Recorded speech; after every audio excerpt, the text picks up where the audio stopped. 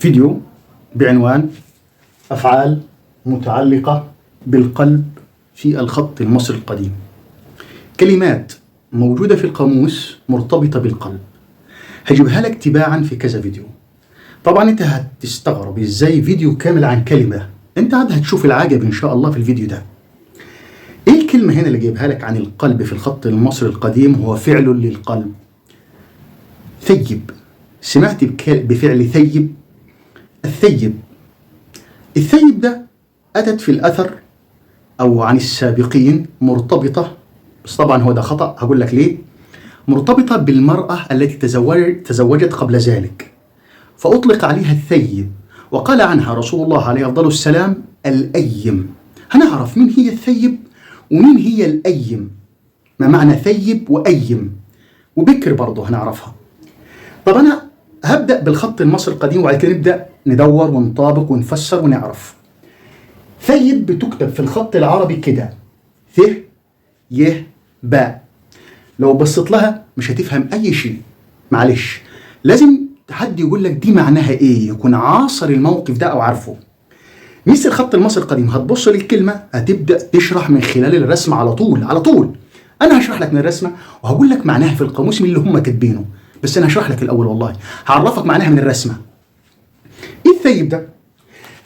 الفرخ وليد الطائر ده بينطق ثاء فتحة، ده وليد الطائر الصغنن لسه غط. صغير الطائر ده ما جابلكش تحت شرطة، ده معناه فعل معين أو شيء معين، ده اللي بيحمل، ده الصغير اللي ممكن نحمله، عنده مساحة للتحميل، الصغير اللي ممكن نحمله. أو هقول لك بطريقة أخرى، طب هو بيحمل بإيه؟ رمز الكتاب ده القائم أو الوثيقة، قلت لك بيعبر عن الأقوال والأفعال، ده اللي بيحمل بالأقوال والأفعال المرتبطة بالقلب. يعني الصغير حمل وبيجي عاقل، الثيب هو القادر. إذا أنا وضحتها لك بالشرح من الرسومات، صغير معاه أفعال وأقوال، لكن الأفعال والأقوال دي مرتبطة بالقلب، بيعقلها، صاحب عقل يعني. ودائما المصري القديم بيعبر لك عن القلب بعضلة القلب دياتي، بس بيحط لك لها ودنين، يعني بيقول لك ده وعاء، ده وعاء. ليه بيحط لك ودنين؟ ليه ده وعاء؟ وبيحط لك ليه غطا من فوق، ممكن تغلق عليه، ممكن تفتحه تحط فيه الحصيلة بتاعتك وتقفل تاني، ممكن تقفله خالص وانسى. طب ليه ودنين؟ عشان تاخده معاك أينما ذهبت، استخدم العقل. يعني بيقول لك إن الوعاء ده مش ليه ودنين ما انت عرفش تمسكه، لا، ده انت لازم تمسكه يتحرك معاك في كل مكان، بحيث تعقل الأشياء حواليك في كل مكان، تتفكر تتدبر في كل مكان، وتستخدم ايه؟ اليب. إذا حب المصري القديم يعبر لك عن عضلة القلب، العضلة نفسها اللحم، بيقول لك حاتي، الحات. حتى عندنا اللي هو بيعمل القلب وبيعمل الكبدة وفيش مسميه الحاتي، ما علينا. يبقى إذن السيب أو الثيب ده لا يخص المرأة، هو فعل مطلق للقلب. معناه أن ذلك الصغير أصبح صاحب أقوال وأفعال تعقل، يطبق على المرأة والرجل، على الكبير والصغير. الصغير ده لو كان عنده خبرة في بعض الأشياء ومر بيها هيصبح ثيب، لو مر بخبرة معينة ببعض الأشياء أصبح ثيب. الثيب معناها إيه في القاموس؟ أنا شرحتها لك بالخط المصري القديم بتفصيل كامل، دي ثاء وده يب، قلب، عقل. معناها able، قادر، مؤهل، بارع، وامتلاك المهارة أو الوسيلة للقيام بشيء ما. competent، كفء، شخص كفء بأداء الأعمال. ليه؟ لأنه محمل بالأقوال والأفعال، أصبح عاقل. مقتدر، هو قادر، ذو أهلية لفعل شيء ما، خلاص أصبح صاحب أهلية. ليه صاحب أهلية؟ يمتلك خبرة في الأقوال والأفعال، عقل الأقوال والأفعال. فهمنا كده الثيب؟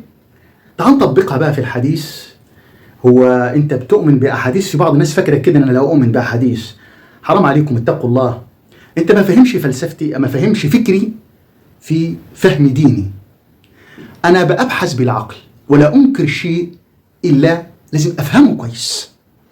ليه ما يكون جاي لك شيء جميل طيب حلو عن السابقين ما تاخدوش ليه؟ هو انت تنكر كل شيء عن السابقين؟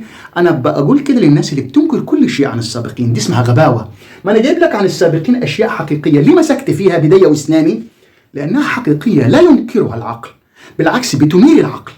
فلما يجيك شيء عن السابقين عن رسول الله عليه افضل السلام، في بعض الناس يقول لك لا لا لا لا ده ممكن يكون في لعب، ايوه في لعب في بعض الاشياء، لكن انت استخدم عقلك. لما يكون شيء جميل طيب كلمة طيبة، ليه ما تاخدهاش؟ افهم كويس.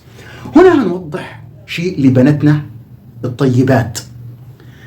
في حديث عن رسول الله عليه أفضل السلام وعلى الأنبياء جميعا السلام: لا تنكحوا الأيم، وهشرحها لك دلوقتي. فسروها العلماء قال لك الثيب، اللي هم عارفين معنى ما عارفينش الأيم، بس هم عارفين الثيب، مع ان انتم ما عارفينش الثيب.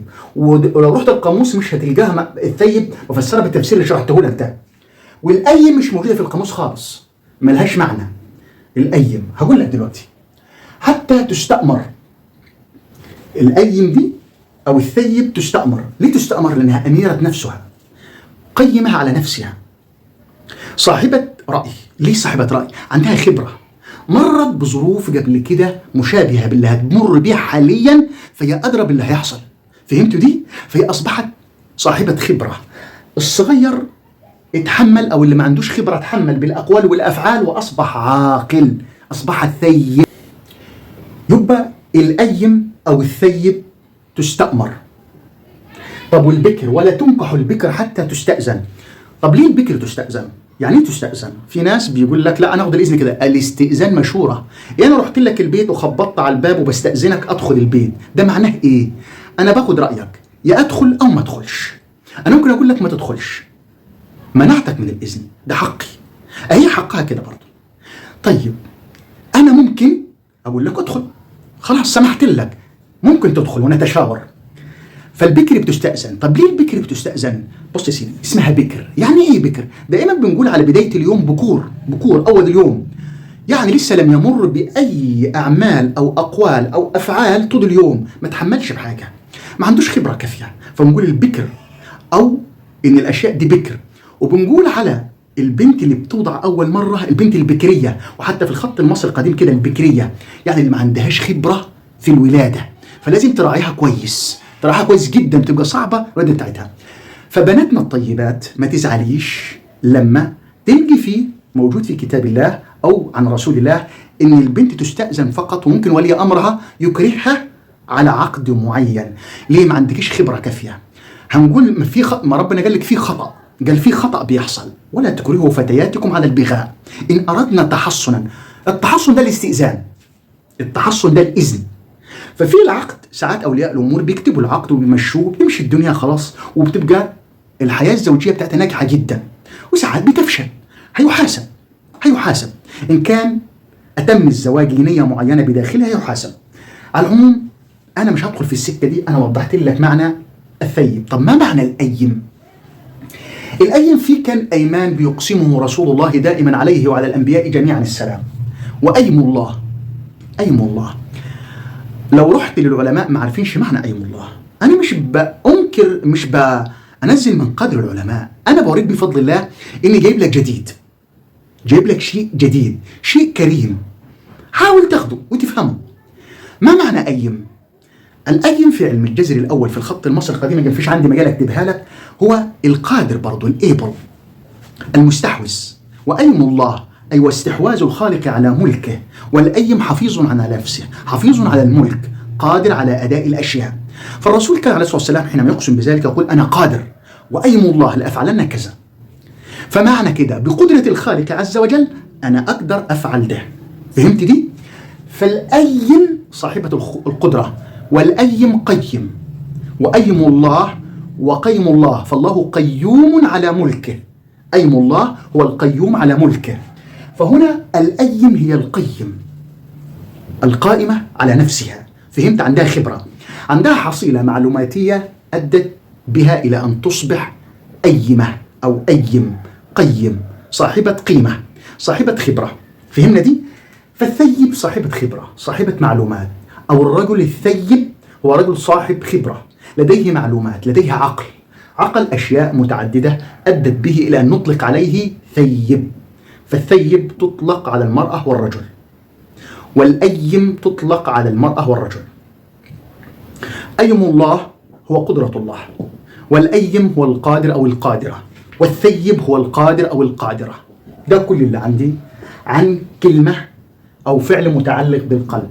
شوف شرحت لك في فيديو ولسه أنا ما خلصتش، ممكن أشرح لك تاني وتاني فيه. الفيديو اللي جاي إن شاء الله هجيب لك كلمة تاني عن أفعال متعلقة بالقلب. والسلام عليكم ورحمة الله وبركاته.